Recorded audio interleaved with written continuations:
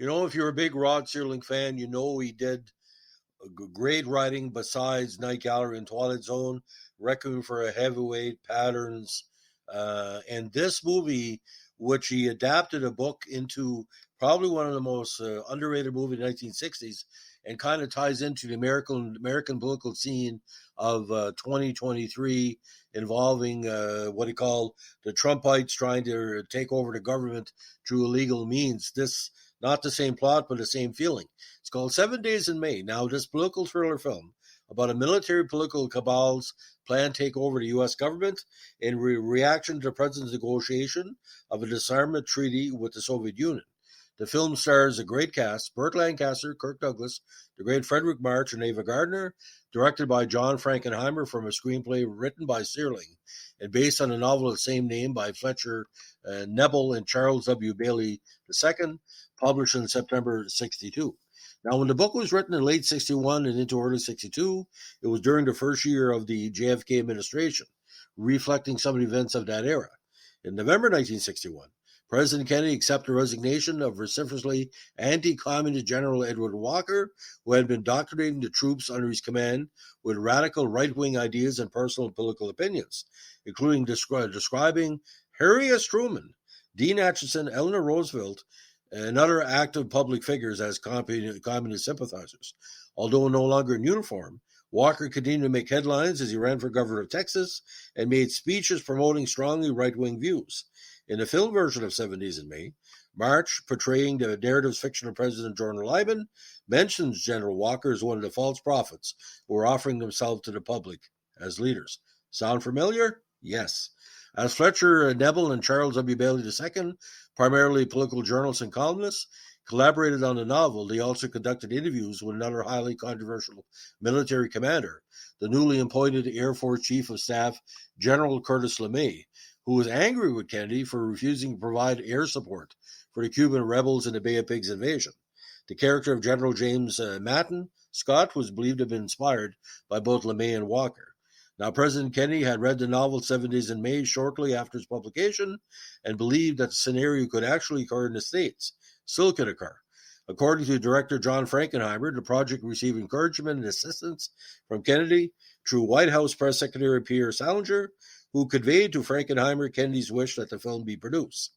In spite of Defense Department opposition, Kennedy arranged to visit the Kennedy compound in Indianapolis for a weekend when the film needed to shoot outside the White House. Again, produced by Edward Lewis, starring again also Edmund O'Brien, who was nominated, I think, a Globe and the Oscar for that, and the great Martin Balsam was already in it. Cinematography by Ellsworth Fredericks, edited by Ferris Webster, music by the great Jerry Goldsmith. Production companies were Seven Arts and Joel's Productions Incorporated, and Paramount Pictures Distribution. Released February 12, 1964 in Washington. Runtime about 2 hours. $2.2 million budget, but made a good chunk of change at the box office, $3.65 million. Now, if you ever seen this movie once, it'll stay with you, but we go over the basics of the plot. Now, in the 1970s, this is in the future, the Cold War remained a major security and political problem. The weak and unpopular U.S. President Jordan Lyman recently signed a nuclear disarmament treaty with the Soviet Union, and a subsequent ratification by the U.S. Senate has produced a wave of dissatisfaction, especially among Lyman's political opposition and the military, who believe the Russians cannot be trusted. His popularity has reached an all-time low of 29%, and there is rioting about the treaty right outside the White House, and he's warned of a dangerous cardiac condition by the presidential physician, which he likely disregards, too busy and beleaguered to take a prescribed 2-week vacation. Now, United States Marine Corps Colonel Jiggs Casey is the director of the Joint Chiefs of Staffs. He serves as chairman.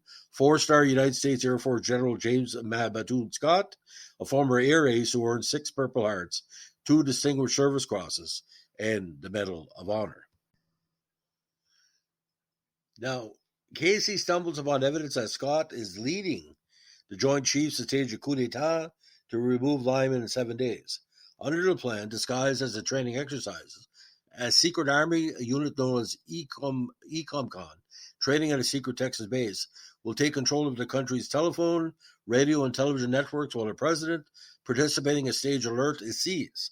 Scott, who was busy advancing his charismatic public persona through nationally televised anti-treaty rallies, is planning to head a military junta.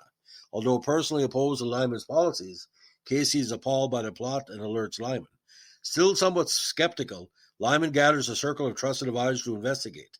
Secret Service White House Detail Chief Art Corwin, Treasury Secretary Christopher Todd, longtime advisor Paul Gerard, and Raymond Clark. The senior senator from Georgia is also brought in, and this guy is a close friend of 21 years. Now, Casey has deduced that the heads of all branches of the U.S. military, but the Navy supports Scott's coup scheme, with Vice Admiral Bamswell then aboard an aircraft carrier in the Mediterranean, apparently only invited officer to decline, and he's very suspicious. Lyman cancels a previous commitment to participate in Scott's alert, offering the rules that he will be away for a fishing weekend. He then dispatches Gerard to Gibraltar to obtain Bamswell's confession, sends the alcoholic Clark to Texas to locate the secret base, and tasks Casey to guard the dirt on the general's private life. Meanwhile, the Secret Service surreptitiously films evidence of an attempt to kidnap the president during the phony fishing trip, removing all doubts about the existence of a plot. Now, Gerard successfully secures Bramswell's confession in writing, but it disappears during a plane crash in Spain. Clark is taken captive when he reaches the secret base and held incommunicado for a day and a half before the Sunday coup. Exploiting Casey's longtime friendship with the base's deputy commander, Colonel Henderson, Clark convinces Henderson of the actual intent of the impending alert. Henderson frees Clark and leads an escape back to Washington, but is abducted and confined in a military stockade there. In a radiophone conference call with the president, Bamswell denies knowledge of any conspiracy.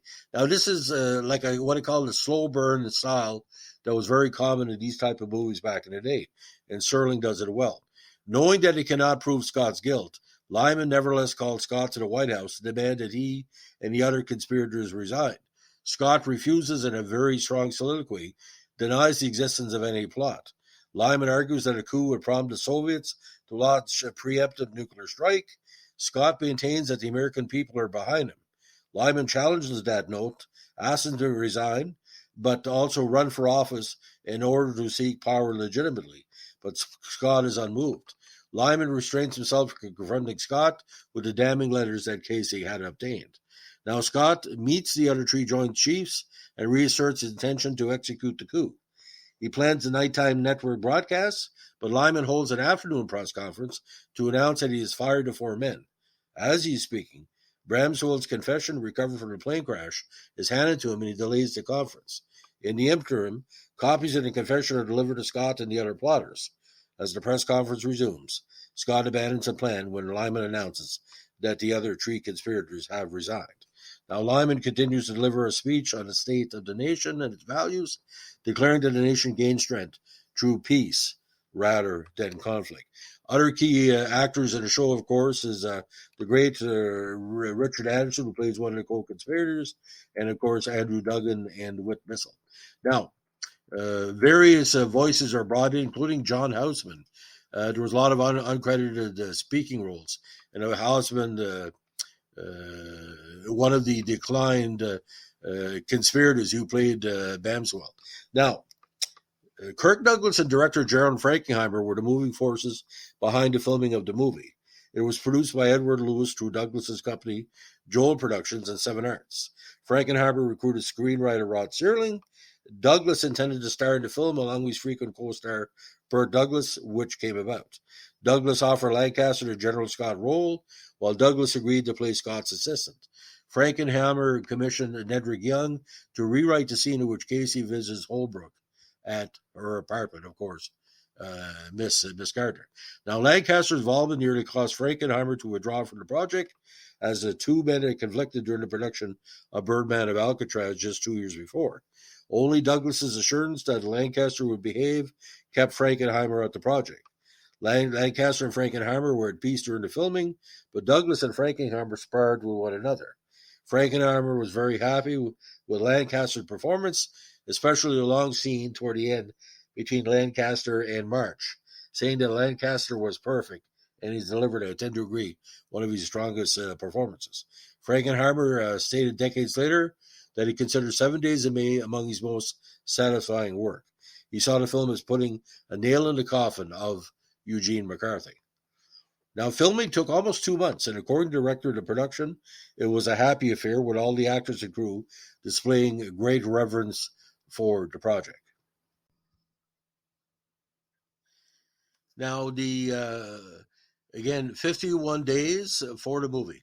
Many of Lancaster's scenes were shot at a later time as he was recovered from hepatitis.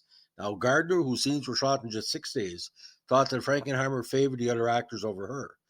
Frankenheimer remarked that she was sometimes difficult, which wasn't uncommon for her during movies at the time. Martin Balson objected to Frankenheimer's habit of shooting pistols behind him during important scenes. Frankenheimer had been briefly stationed in the mail room at the Pentagon early Korean War service and stated that the sets were totally authentic, praising the production designer. Further providing authenticity, many of the scenes in the film were loosely based on real-life events of the Cold War. Now, in an early example of guerrilla filmmaking, Frankenheimer photographed Balson ferrying to the supercarrier U.S. Kitty Hawk in San Diego without prior permission. Another example occurred when Frankenheimer wanted a shot of Douglas entering the Pentagon, but unable to receive permission. He rigged a camera in a parking lot. Now, Frankenheimer recruited well-known producer and friend John Houseman to play Barnswell in his uncredited acting debut. Houseman agreed in return for a fine bottle of wine, seen during the telephone scene. Several scenes, including one with stand-ins for nuns, were shot inside the recently built Washington Dulles International Airport, and the production team was the first to ever film there. The alley and car park scene were shot in Hollywood, and other footage were shot in the California desert in 110-degree heat. The secret base and airstrip were specially built in the desert near Indio, California, and an aircraft tail was used in one shot to create the illusion of a whole plane off screen. The original script had Lancaster dying in a car crash at the end of it after hitting a bus, but this was dropped in favor of a scene showing him leaving for home in his limo, a scene that was shot in Paris during production of The Train. Another great movie, by the way. Now, Presidential Press Secretary Salinger conveyed to Frankenheimer that Kennedy had read the book and hoped that the film would be produced. Again, he arranged a visit to his family compound at Rannisport one weekend so that the riot scene could be filmed outside the White House. Now, Frankenheimer considered the scene in which Douglas' character visits the president to be a masterful bit of acting, which would have been very difficult for most actors to sustain. Frankenheimer paid particular attention to ensuring that all 3 actors in the scene were in focus for dramatic impact. Now, the use of low-angle, wide-angle lens gave great gravitas to the scene. Now, the film is set in 1970, several years in the future from the time of its release. The most obvious efforts are the appearance of the year itself, including on the Pentagon display and the registration sticker on the rear license plate of Senator Prentice's Bentley sedan. Other nods including a situation room, which was designed to seem futuristic, as well as the utilization of then futuristic technology, of video teleconferencing, and recently issued an exotic-looking M16 rifle. Additionally, the concept of a nuclear treaty between Cold War powers actually anticipated the actual existence of one which technically between 72 and the last days of Russia. Now, David Amram, who had previously scored Frankenheimer's The Manchurian Candidate, devastating score, originally provided music for the film, but Lewis was unsatisfied with his work. Now, Jerry Goldsmith, who had worked with the producer and Douglas on Lonely Are the Brave and the List of Adrian Messenger, was signed to rescore the project. I haven't seen what the score sounded like with Amram, but it'd be interesting. It could have been maybe 250-ish. Now, as Goldsmith composed a very brief scene, lasting around 15 minutes, using old pianos and percussion. He later scored Seconds with Rock Hudson and The Challenge for Frankenheimer. Now, in 2013, Intrada Records released Goldsmith music for the film on a limited edition CD, paired with Maurice Jarre's score for the Macintosh Man, although the film was produced by Warner Brothers, while 7 Days in May was theatrically released by Paramount. The entire Seven Arts production library has been acquired by Warner Brothers, and this came in 1967. Now, 7 Days in May premiered on February 12, 1964 in Washington to good critical reviews and audience response. Nominated for 2 Oscars, including Evan O'Brien for Best Actor in Supporting Role and Best Art Direction, Set Direction, Black and White for Kerry O'Dell and Edward G. Boyle. Now, at the Globes that year, O'Brien won for Best Supporting, and Frederick March, John Frankenheimer, composer, Jerry Goldsmith received nominations. Frankenheimer won a Danish Bodil Award for directing the best non. Ladies and gentlemen, this movie has been broke down and studied in film classes and film critic guides for years. Now, in the 72-73 edition of Stephen H. Schuer's Movies on TV, it gives 7 Days in May its highest rating of 4 stars, recommending it as an exciting suspense drama concerned with politics and the problems of sanity and survival in a nuclear age, with the concluding sentencing stating, benefits from taut screenplay by Rod Serling and the direction of John Frankenheimer. Now, in the 87 edition of his Movies on TV, the rating was lowered to 3.5, and the conclusion shortened to, which artfully builds to the finale. Now, in Leonard Maltin's TV movie and video guide, gives it 3 stars, and it's called an absorbing, believable story. Now, Video Hound's Golden Movie Retriever gives it 3.5 out of 4, and it's a topical but still gripping Cold War nuclear peril thriller. Now, British critics also show high regard for the film, with Time Out's Film Guide's founding editor Tom Milne indicating that conspiracy movies may have become more darkly complex in these post-Watergate days of cool and paranoia, but Frankenheimer's fascination with gadgetry in his compositions, the helicopters, TV screens, hidden cameras, and electronic devices literally edge the human characters into insignificance. Now, this is used to create a striking visual metaphor for control by the military museum.